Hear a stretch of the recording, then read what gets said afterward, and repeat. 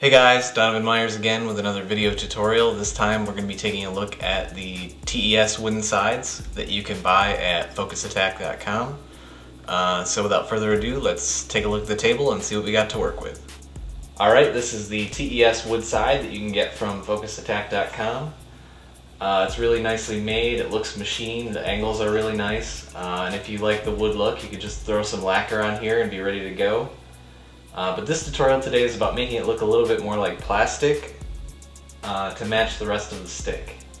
So you'll get something like this when you order one, but when you're done with this you'll have one that looks like this that matches the look of the stick a little better. So for this tutorial we're going to be using wood filler to fill in all of the little imperfections in the wood and make it really smooth. And then we'll be using various sandpapers that range from 220 grit to 400, 600, 800, 1000, and then finally 1500.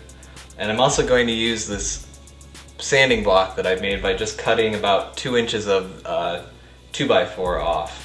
And that'll make it so that when you put the sandpaper on it, you get a nice smooth edge. If you use your fingers, you'll end up rounding or changing the shape of the sides. So on top of sanding, we'll also be using primer. This is a filler primer. It helps to also build up in the cracks of it and make it a smoother surface as well. We're going to be using lacquer. I saw that this particular lacquer also comes in black or red. So those options will probably also look pretty good on your TES stick if you don't want to go with the white, which I'm showing here. Once we've sanded the finish of that lacquer, using those higher grit sandpapers, we'll use the 3M rubbing compound to get rid of all the little imperfections and make it really nice looking. But this will also leave little swirls. So then we'll use the NuFinish Scratch Doctor to take away those swirls and leave us with a perfectly glossy, plastic looking finish. So let's get started. The first step is to take the wood side and just sand it to be smooth using 220 grit sandpaper and your sanding block. So let's put some sandpaper on this block and get going. So what I like to do is just cut the sandpaper to be the same width as the block.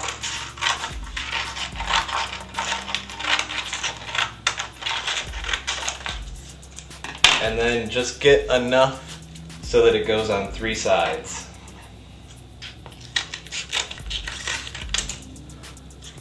Then what I like to do is take some double-sided tape and tape the 3 flaps that are created here so that it actually sticks to the wood and you can actually use all 3 sides without having to hold it with your hands.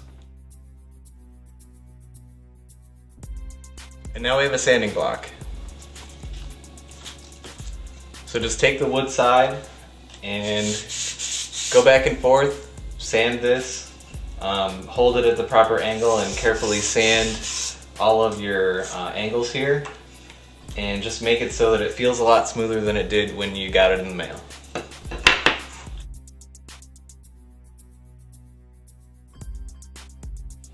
Alright, just go until you feel like it feels smooth. Also be careful with the 220 grit sandpaper.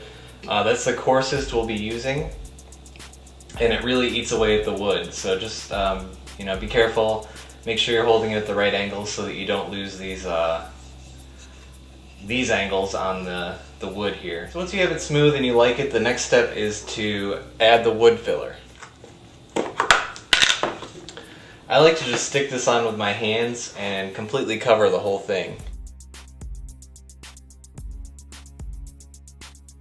Alright, so it's pretty well covered. Don't worry about it being lumpy or messy or anything. It's really easy to sand off, and we're going to be sanding most of it off anyways. This just helps to make sure that you get it in all of those tiny little pores in the wood. I see a few more areas, but I'm going to finish that up and just set it down and let it dry. Probably for about a good hour, 2 hours. I'll let you know when I come back how long it took. Alright, the wood filler has dried.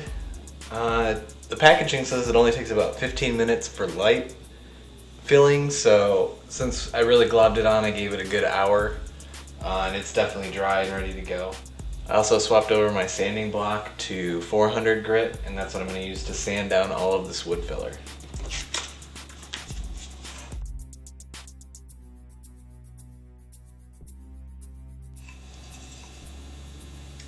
Alright, once you've gotten it as smooth as you possibly can, it's ready for the first coat of primer. Don't worry if it's not perfect, because once you put the primer on and sand that a little bit, you'll see some areas you may need to go back and fill again, or hopefully the primer will just build up enough. So at this point, I'm ready to go. I'm going to go give these a shot of primer.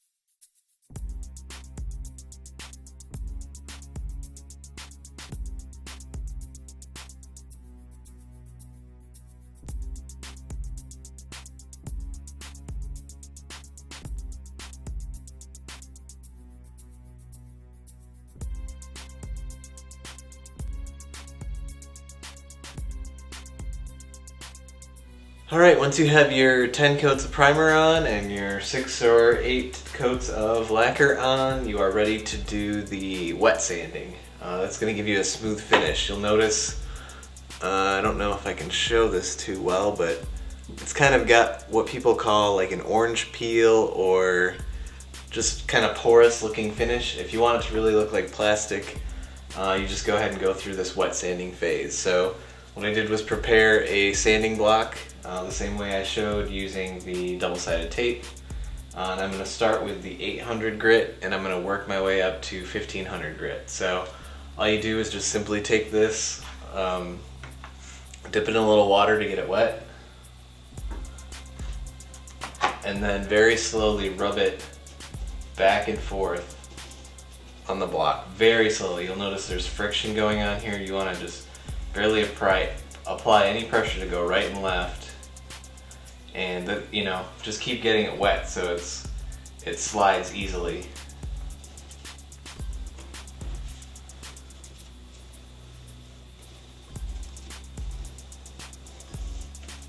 It's gonna feel like you're barely doing anything,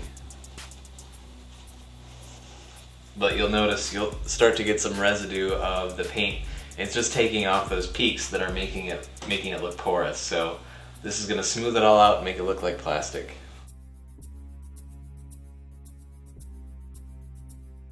Okay, so I'm about halfway through sanding this with the 800 grit.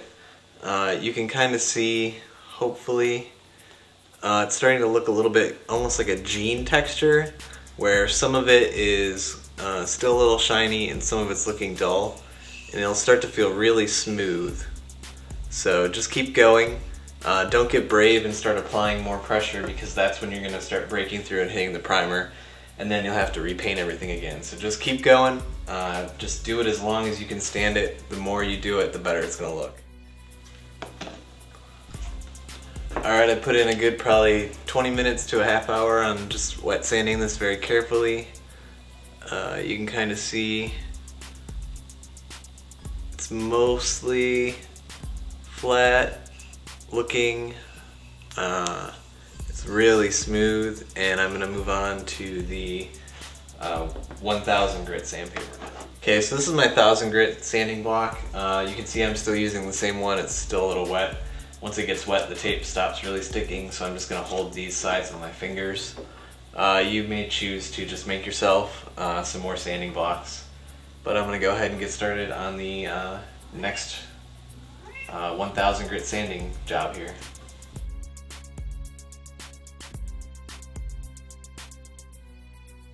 Okay, I'm about halfway through the sanding with the 1000 grit, and you can kind of see it's starting to get really smooth to where there's just kind of light scratches back and forth. You can still see some of these pits in here, but I'm going to keep working on it until the point where it's basically just smooth, kind of light scratches left and right.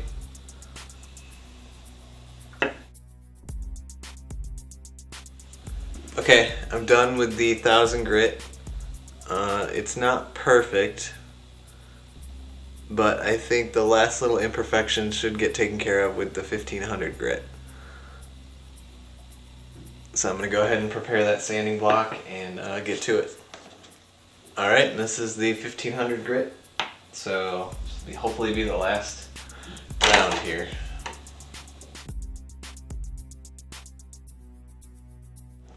Okay, so I finished wet sanding and everything's feeling really smooth. I'm just going to show you the comparison of these two. The one closest is the one that I've wet sanded, and then the one further away still needs to be wet sanded. So at this point we're ready to put on the 3M rubbing compound, and that's going to get rid of all the rest of the little imperfections. Okay, so what we want to do is shake it up a little bit and apply a decent size amount to like a terry cloth towel here. And then kind of like you would wax your car, just put it on. I'm really trying to work it in here.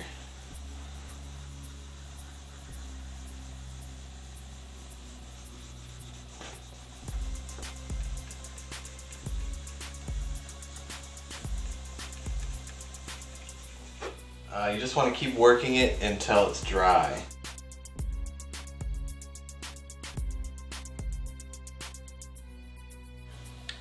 Then you just want to rub off any excess that you have with a clean part of the towel.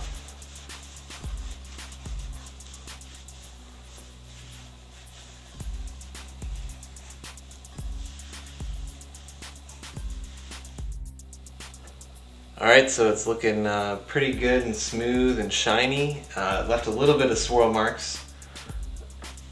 So we just take care of that with some NuFinish Scratch Doctor.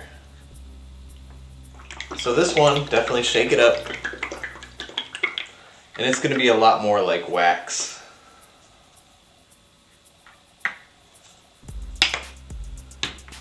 This you kind of want to really get a lot on there and move it around. Alright, and then let that dry. Okay, it doesn't take too long and it'll get to be like a haze looking like when you do wax your car, and then just take another clean part of the towel and wipe it off. It's going to feel kind of chalky wiping it off. That's how you know it dried. So now it should be pretty shiny and look pretty smooth.